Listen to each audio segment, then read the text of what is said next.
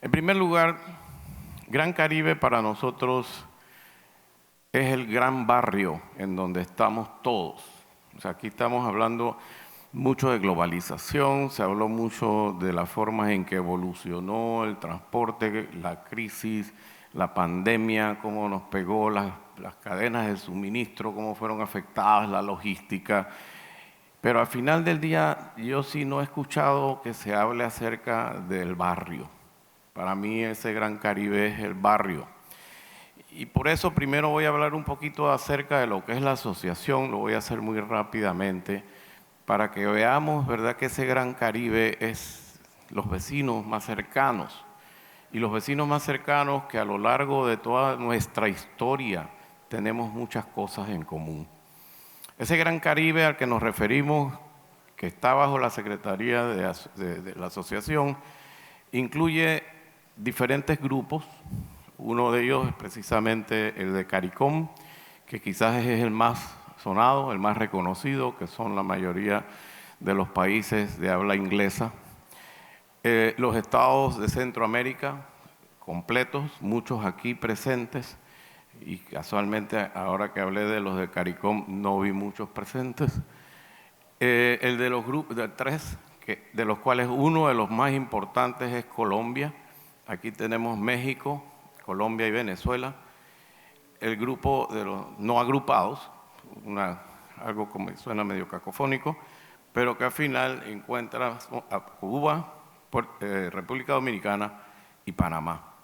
Pero además de eso tenemos miembros asociados que son territorios que todavía no tienen su independencia, y entre ellos sí veo aquí, por ejemplo, a Curazao, algunos de estos territorios que todavía están bajo alguna otra directriz o influencia de los países de Europa. Tenemos todos estos estados observadores y organismos observadores fundadores, entre ellos aquí podemos ver CARICOM, CELA, que es un organismo primo hermano y con el cual tenemos excelentes relaciones, SICA, que es de Centroamérica, y CEPAL, que es un estrecho colaborador desde que prácticamente nació la asociación y que también está aquí. Entonces, tenemos organizaciones observadoras y debo destacar que en la Secretaría estamos ahora mismo haciendo MOUs, por ejemplo, acabamos de firmar con el Banco Interamericano de Desarrollo y con el Programa de Desarrollo de Naciones Unidas, y estamos firmando uno con CAF, que más temprano estuvo haciendo una presentación. Cuando hablamos de las áreas focales que tiene la asociación, es que vemos cómo es pertinente todo lo que se ha tratado en este foro.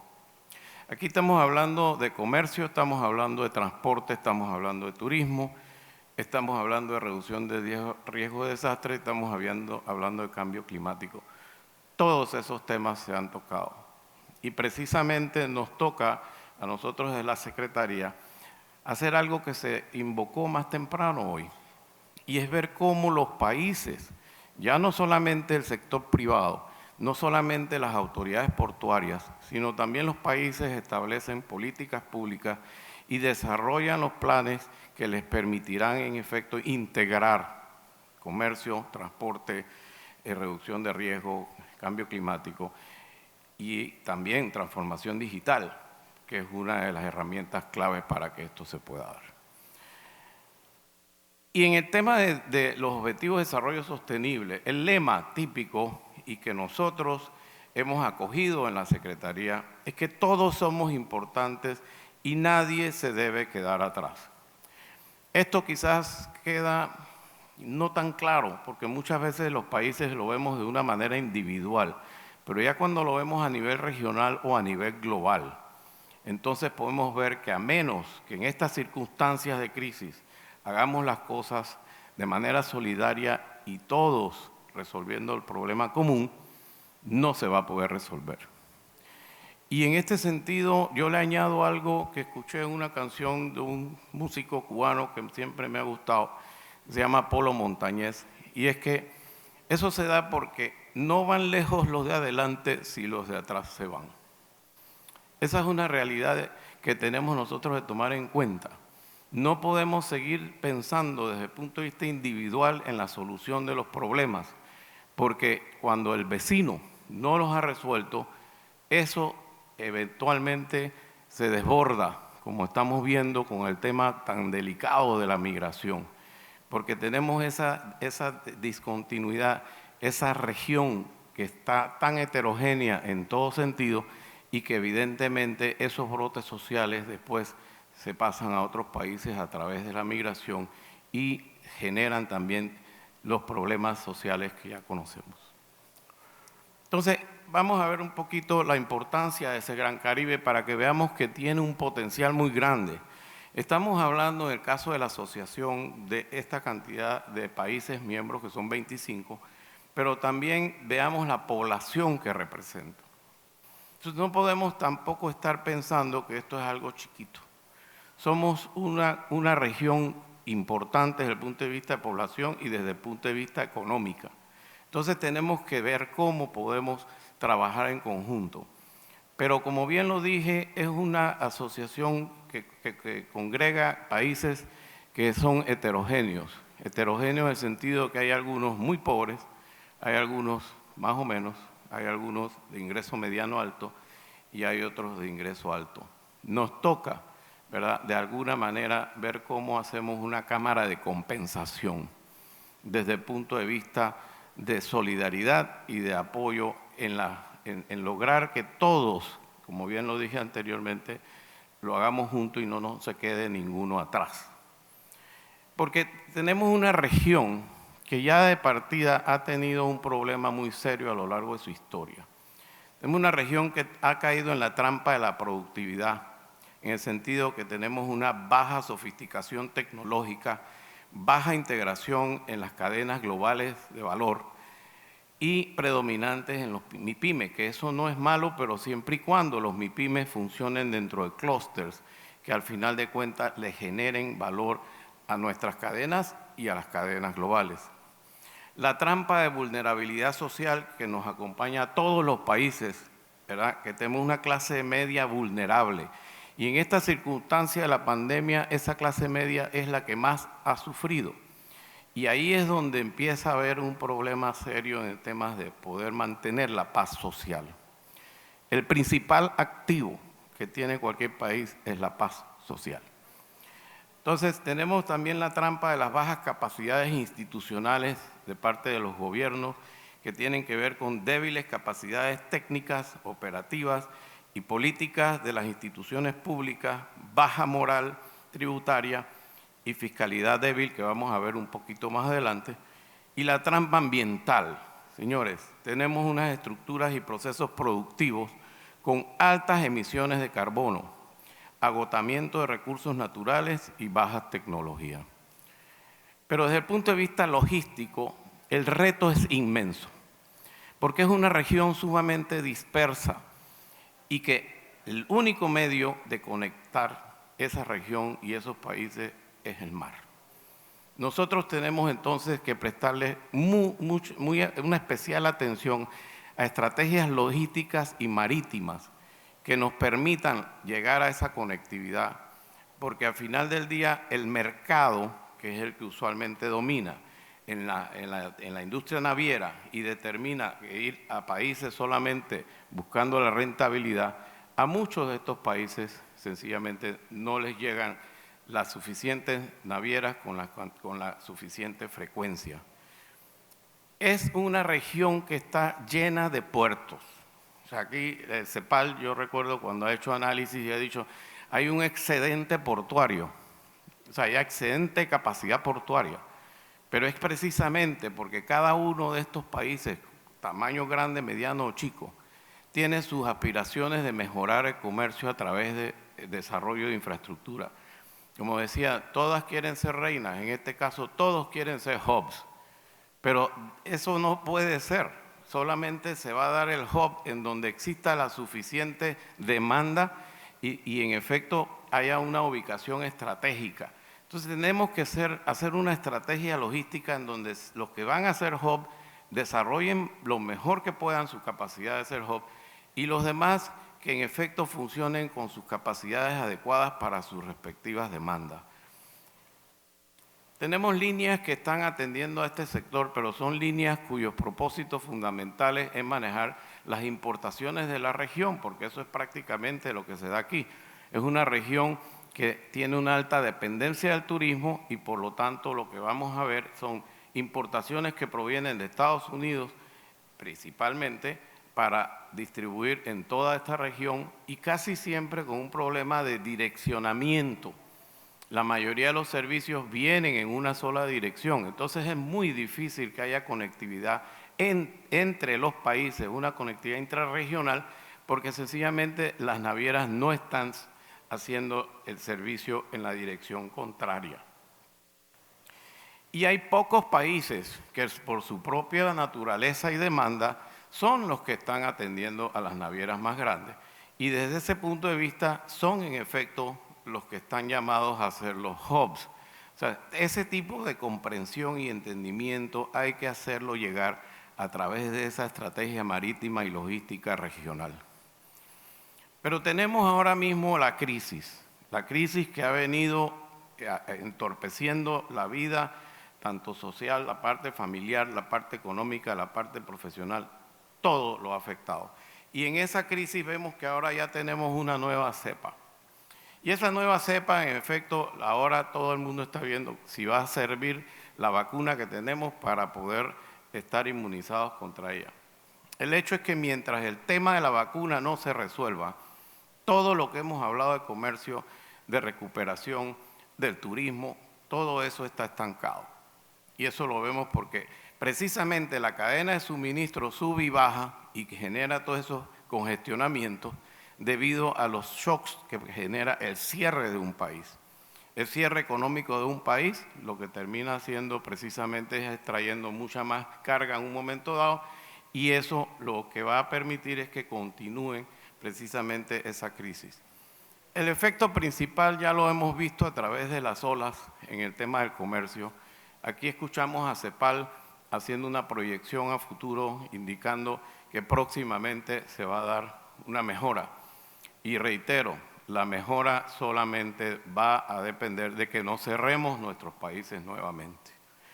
En el tema de los contenedores y el movimiento de contenedores, igual ha habido una disminución masiva en el movimiento de contenedores a nivel regional, excepto en los puertos hub, en los puertos de transbordo. Es más, el transbordo ha aumentado y eso tiene su lógica porque precisamente donde no hay un servicio directo que tenga suficiente densidad para mantener un buque grande, pues lo más lógico entonces es que hacer transbordo y hacer la distribución en buques más pequeños. Pero un efecto clave que ha tenido la pandemia en toda la región es el aumento de la deuda pública. Y evidentemente está asociado a la disminución de los ingresos fiscales de todos los países.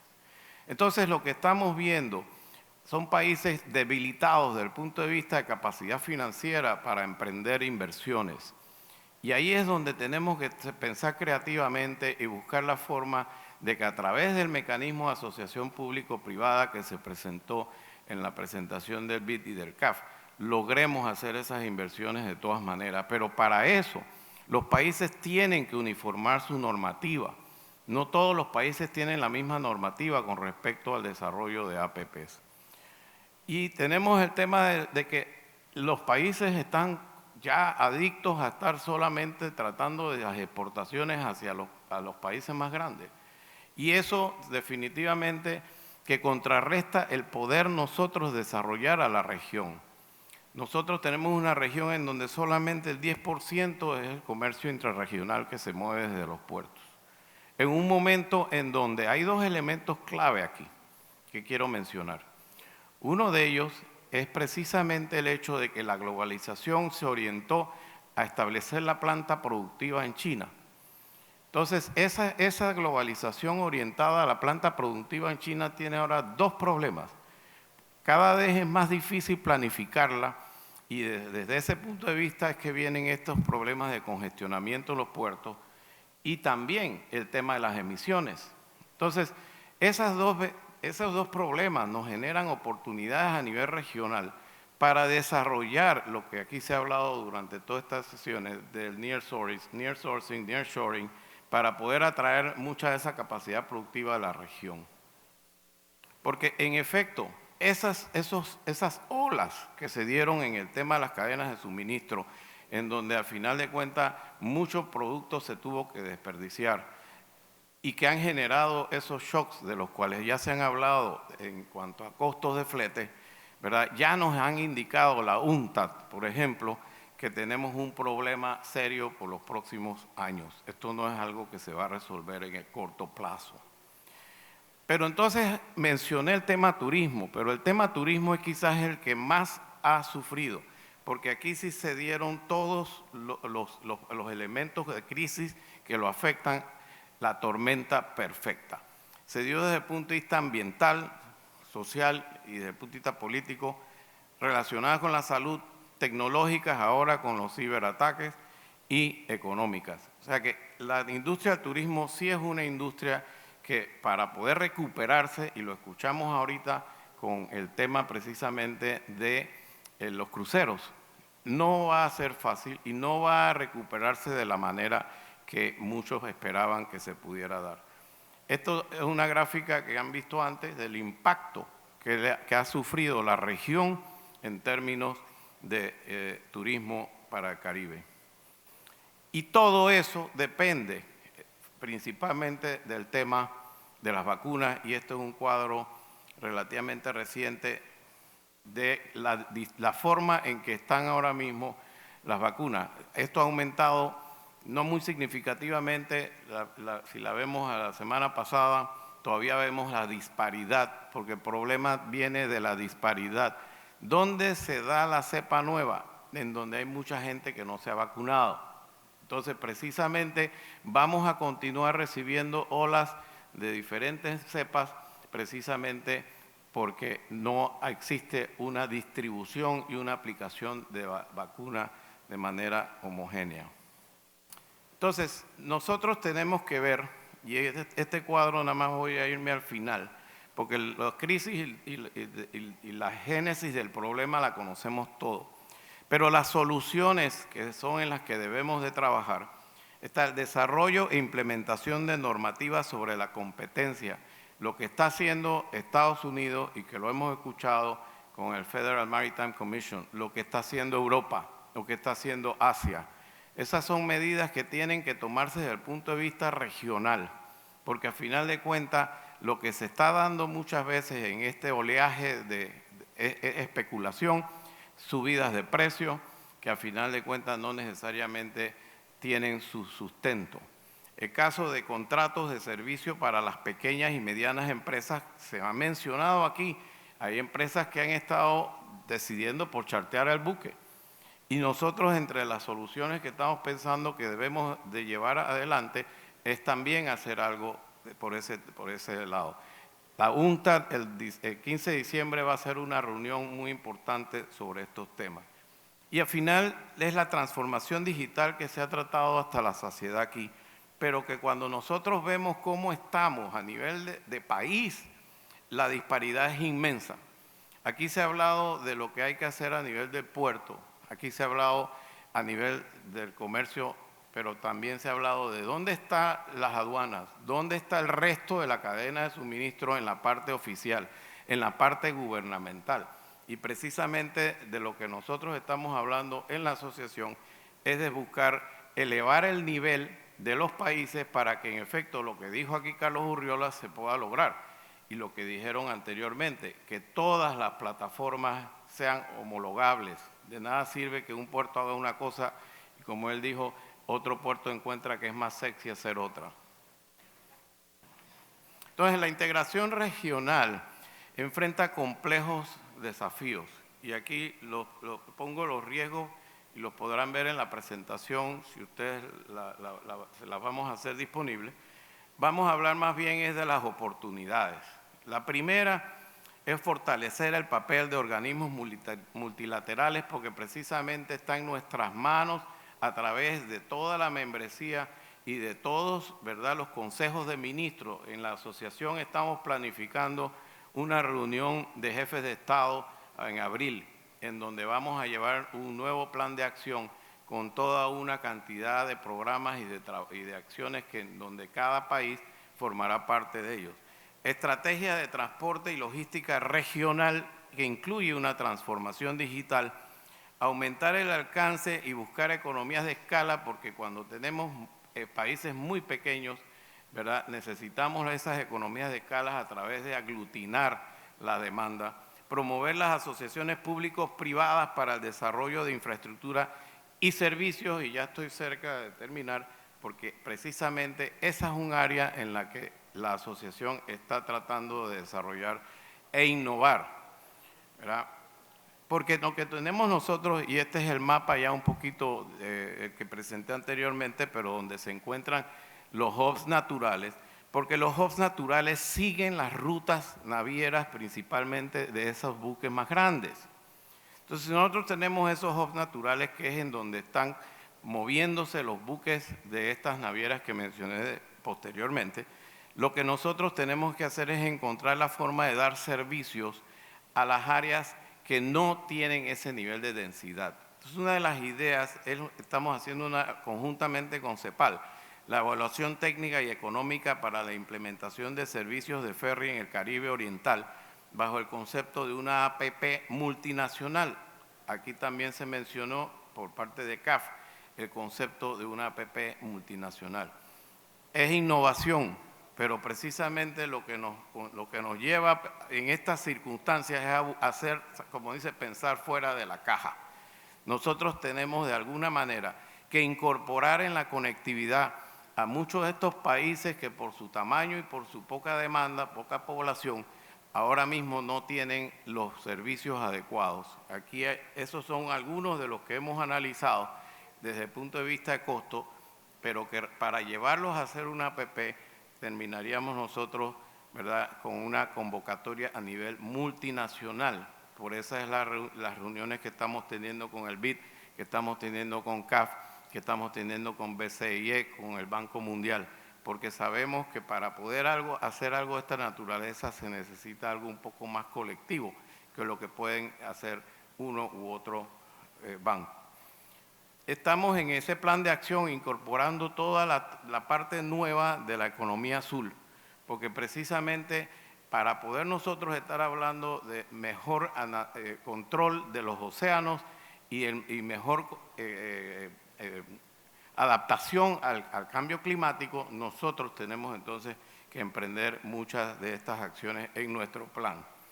Y el tema de economía naranja, que para mí es básico, porque esta es una región multicultural, pero que es riquísima desde el punto de vista de todos esos elementos que están en la economía naranja, que también podemos explotar desde el punto de vista de turismo y hacer eventualmente también economías más circulares en donde podamos nosotros hacer más reciclaje.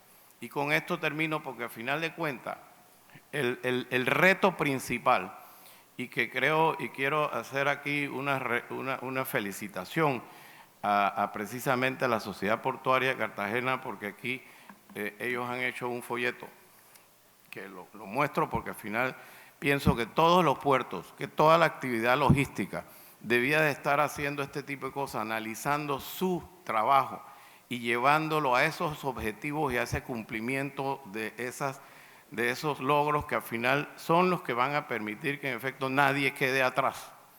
Y eso, al final, en el circular, fomentar patrones de producción y consumo más responsables y sostenibles que ahorren energía y recursos naturales basados en la regla reducir, reutilizar y reciclar.